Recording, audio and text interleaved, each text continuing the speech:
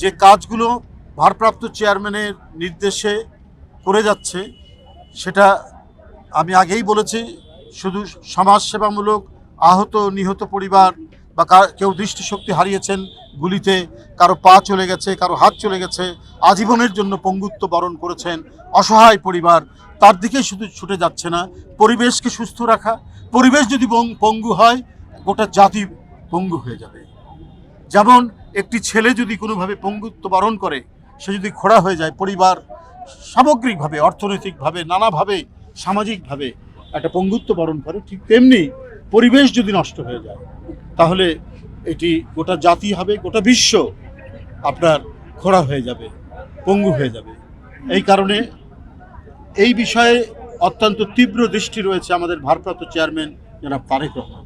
সবাইকে, দল এবং তার যে বিশেষ সংগঠন আমরা বিএনপি পরিবার এবং অন্যান্য যে সমস্ত অঙ্গ সংগঠন পরিবেশের সাথে সম্পৃক্ত, যে মৎস্যজীবী দল, তাঁতি দল, এদেরকে নানাভাবে তিনি নানা সময়ে তিনি কাজ করাচ্ছেন। তো আজকে আমরা বিএনপি পরিবারের নেতৃত্বে এই কাজটি তারা এখানে করেছেন, এবং মাছের পোনা এবং ছোট মাছ অবমুক্তকরণ, এটি একটি আমি বলবো যে উৎপাদন, উন্নয়ন এবং পরিবেশের জন্য একটি গুরুত্বপূর্ণ পদক্ষেপ। ভারপ্রাপ্ত চেয়ারম্যানের দৃষ্টি শুধু রাজনৈতিক বিভিন্ন কর্মকাণ্ড নয়, নির্বাচন বা অন্য বিষয় নয়, যে এর সাথে আমাদেরকে মানুষের কাছে আমাদের পৌঁছাতে হলে আমরা মানব কল্যাণমূলক যত কাজ আছে তার সাথে আমাদের ঘনিষ্ঠ হতে হবে। সেই ঘনিষ্ঠ কাজগুলো আমাদের করতে হবে। সেই কাজের এক মহান দায়িত্ব নিয়ে আমরা বিএনপি পরিবার কাজ করে যাচ্ছি। আমরা রাজনীতি সচেতন, কিন্তু আমাদের প্রধান ব্রত হচ্ছে যে অসহায় মানুষের কাছে আমরা কি করে পৌঁছাবো। আপনার জাতিসংঘের সভায় আমাদের প্রধান উপদেষ্টা সেই সবার এক ফাঁকে সাংবাদিকদের সাথে কথা বলতে তিনি নির্বাচনের ব্যাপারে কথা বলেছেন, অনেক ভালো কথা বলেছেন, কিন্তু কিছু বিষয় আমার কাছে ব্যক্তিগতভাবে একটু প্রশ্নবোধক ঠেকেছে। আমরা একটু হোঁচট খাচ্ছি। তিনি বলেছেন আল জাজিরার এক সাংবাদিকের সাথে যে আমাকে কেউ 5 বছর থাকতে বলেছেন, কেউ 50 বছর থাকতে বলেছেন। তো আমি এগুলো অনেকেই অনেক কথা বলছেন।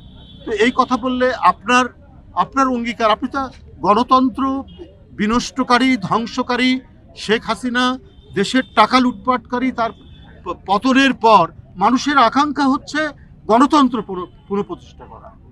এখানে অন্তর্বর্তীকালীন সরকারের মেয়াদ কতটুকু হবে, কি হবে, এটা তো নয়।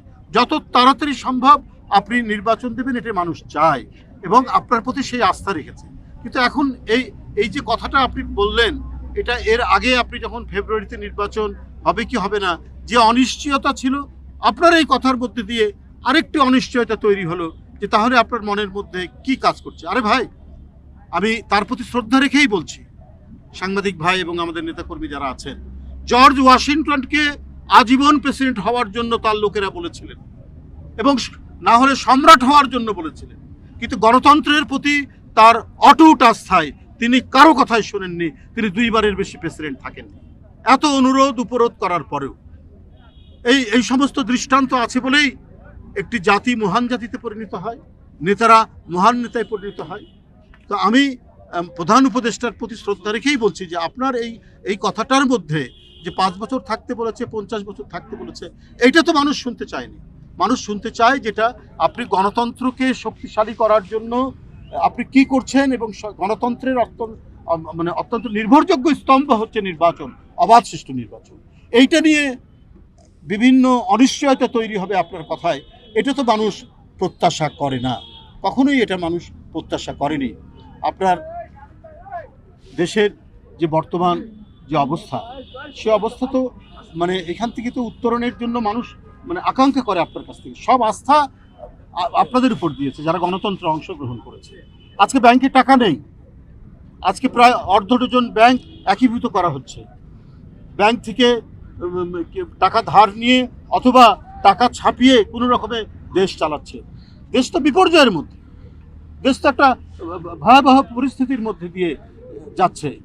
সবাই আশা করেছিল যে আপনি প্রধান উপদেষ্টা, আন্তর্জাতিক সম্প্রদায় বিলিয়ন বিলিয়ন ডলার ধার দেবে দেশের উন্নয়নের জন্য, কিন্তু কেউ কোনো প্রতিশ্রুতি রাখেনি।